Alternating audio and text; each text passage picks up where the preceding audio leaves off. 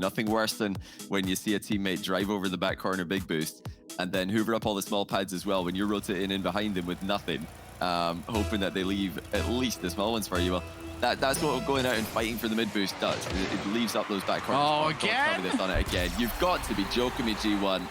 I mean, there's getting it wrong in the first 10 seconds of the series, but they've had a while to think about it now, and they just don't get anything to work there. Mechanically, strategically, it's all gone wrong.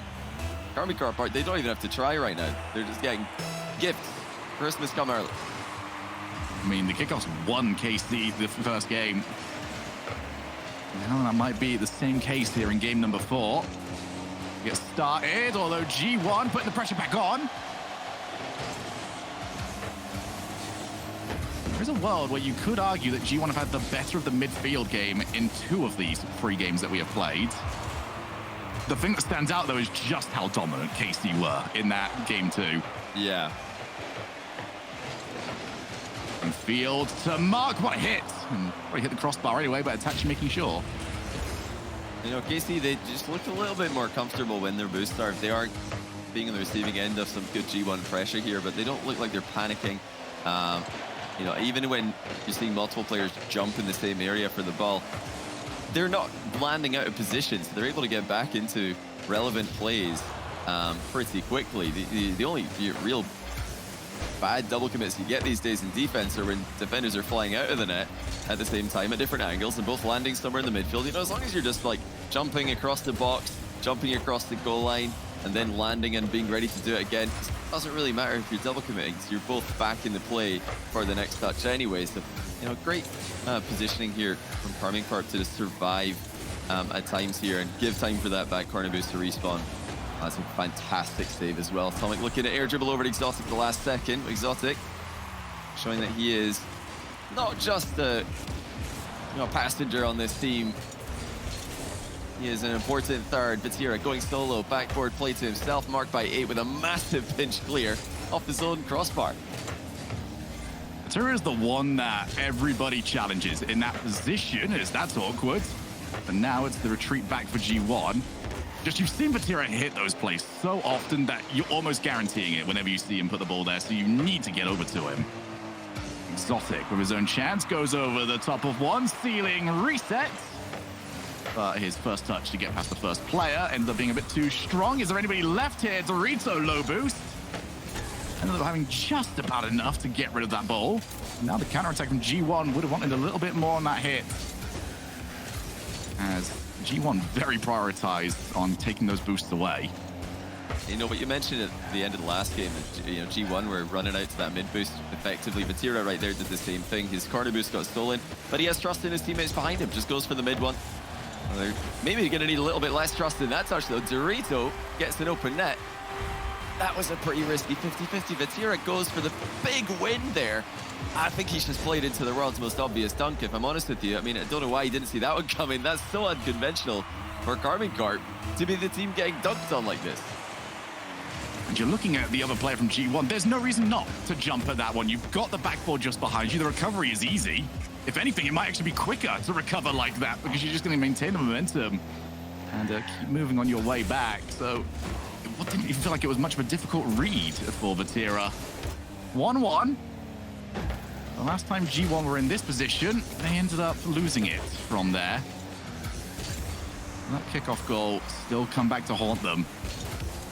2 minutes left to play. Dorito has to rotate back out as Vatira in the air. It's just a moment of recalibration from defenses whenever you see Vatira on the ball. Yeah, luckily you did a boost there, but G1 weren't too sure of that fact, so they were playing it as carefully and as cautiously as they could anyway. Oh, double commit. And G1 not on the same page there. Marked by 8 trying to pre-flip the ball into the middle, and the near post, as usual from G1, is where the second man was. They don't often send that second man across the box. He's usually right behind the first man, coming in tight at the near post. It's a pretty traditional way of following up on a center ball. Still effective to this day. Well, Exotic's in a bit of an awkward spot here, but he does well. Not a lot of boost to his name, but he's managed to get 2 players out of the game. Here's the third. Dorito, stopped by Itachi. Vatira clears. Drop down pass, but It's been happening quite often for G1. No communication as to what the play is supposed to be. There's been a few times where the pass has been to nobody, and the double commits have left defenders in rough spots. That's a huge commitment by Mark. Nothing coming of it. G1 seem to be slowly losing grip of this midfield battle. KC in the better of a few exchanges. Although you don't want to be leaving those sort of shots, Vatira does well. Gives it straight over to Exotic. And those are the shots from G1 that aren't designed to go in, they're designed to get a bad save. All final seconds of the game now. As I might say, I want to see more lateral movement from Vatira. As soon as I go to open my mouth, he gets the ball moving sideways. He's been going a bit too directly into, I'd say, pretty expected dunks from his opponents. Can he get one of his own here? Saved by G1. Follow-up also denied. But the ball just stay in the air here. Vatira just going straight back towards the ball in his recovery here. Keeps it away from danger. And into overtime we go. And a massive overtime at that. It is either tied series or 3 match points for KC. Well, we're past the kickoff, so that's at least 50% of the job done now for G1. Yeah, they didn't have a goalkeeper, so they could have just conceded there as well. But they haven't, so they're in the game. They're in the series. And, one more would actually put this one in a very interesting position. Like you mentioned, Mitchell plays quite pretty well for them. That's a great save, Atomic, just in the nick of time to deny Itachi's flip reset. Itachi's had a big game, big series today, I should say, with his outplays. He's been tough to read. Vatira, always a threat whenever he's near the ball. Oh, what a play that is. Exotic has surprised everybody with a vicious corner wall read.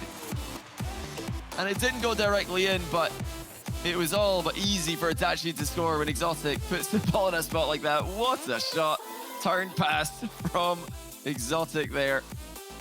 Absolutely stealing the show. Karmine Corp up 3-1. Disastrous for G1. And there is the threat of KC. We were talking about Vatira, we were talking about Itachi, and then Exotic just jumps on in and says, nah, I'm the game winner here.